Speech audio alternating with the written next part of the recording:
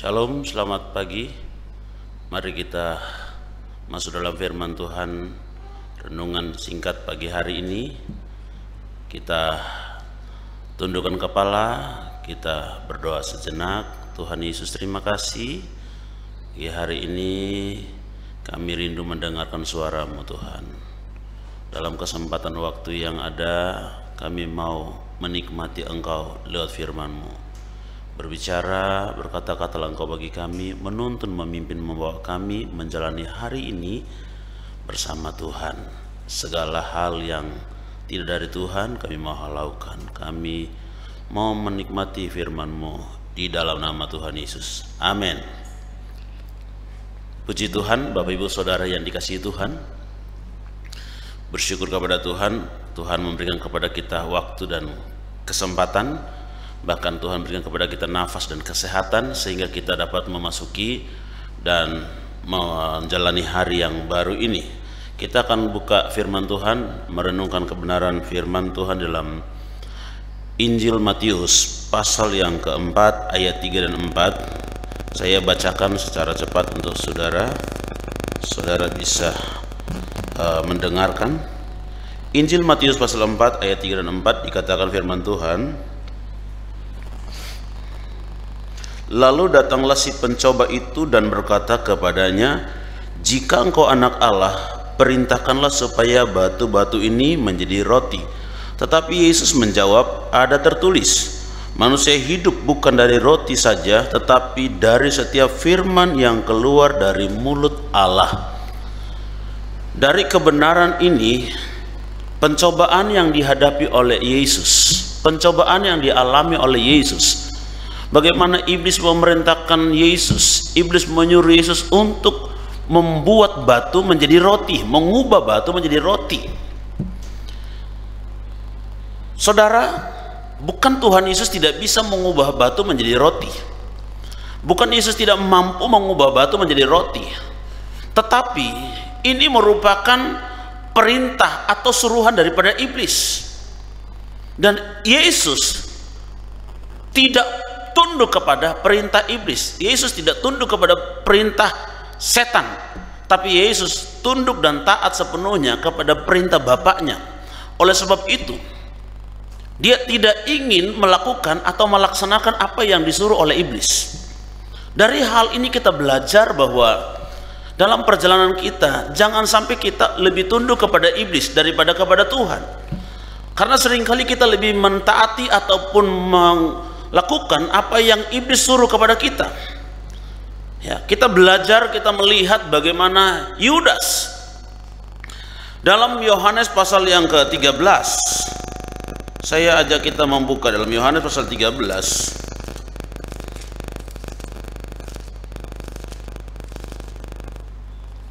Yohanes 13 ayat yang ke-2 dikatakan firman Tuhan begini, mereka sedang makan bersama dan iblis telah membisikkan rencana dalam hati Yudas Iskariot anak Simon untuk mengkhianati dia.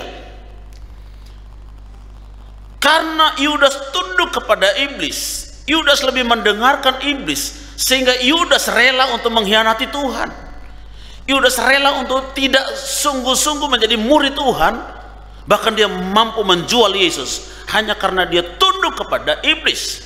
Sebab itu Bapak Ibu Saudara yang dikasihi Tuhan, mari kita belajar untuk mentaati Tuhan, mari kita belajar untuk tunduk kepada Tuhan, mari kita belajar untuk mengikuti keinginan dan kemauan Tuhan daripada mengikuti keinginan iblis.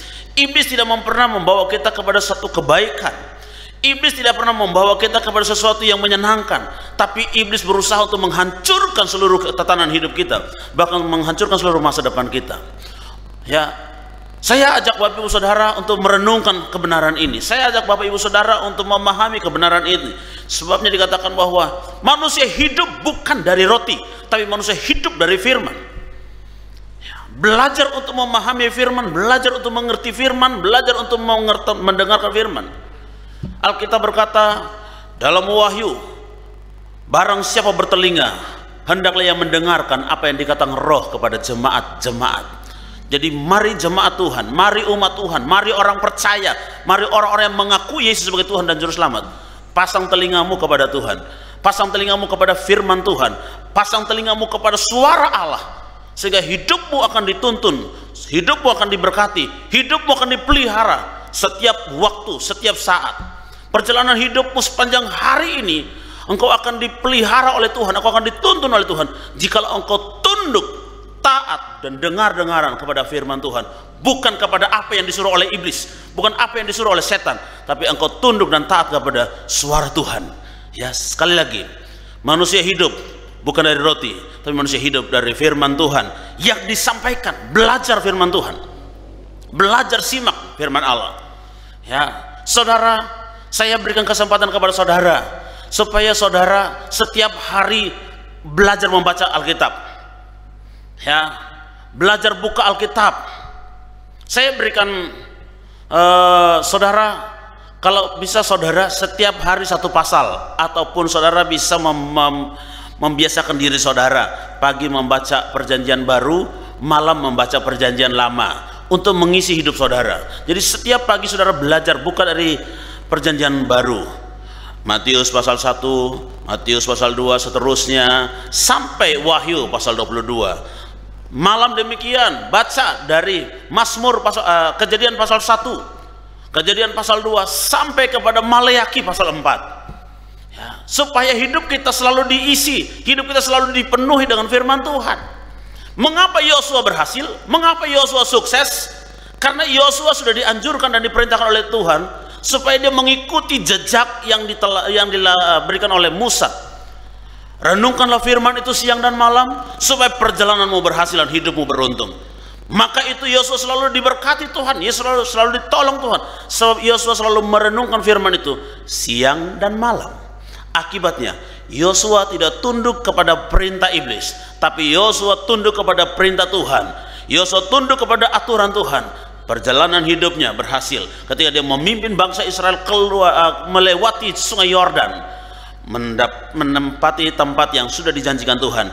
Dia begitu luar biasa menaklukkan bangsa-bangsa di depan dia karena dia tunduk dan taat sepenuhnya kepada firman Tuhan. Sekali lagi, pagi hari ini jika saudara berjalan dalam firman, saudara tidak akan tunduk kepada iblis, tapi saudara tunduk kepada Tuhan. Kalau saudara tunduk kepada Tuhan, mari hidupi firman Tuhan dalam hidup saudara. Tuhan Yesus memberkati. Mari kita tundukkan kepala, kita berdoa. Tuhan, terima kasih, kami mau menjadi umat Tuhan yang tidak tunduk kepada iblis, tidak taat kepada iblis, tapi kami mau jadi umat Tuhan yang tunduk taat sepenuhnya kepada Tuhan, mendengarkan serta melakukan kebenaran firman Tuhan, sehingga kami boleh melihat bagaimana perjalanan kami berhasil dan hidup kami beruntung. Engkau dipermuliakan dalam seluruh kehidupan kami. Dalam nama Tuhan Yesus Kristus kami berucap syukur menjalani hari yang baru. Haleluya, amin.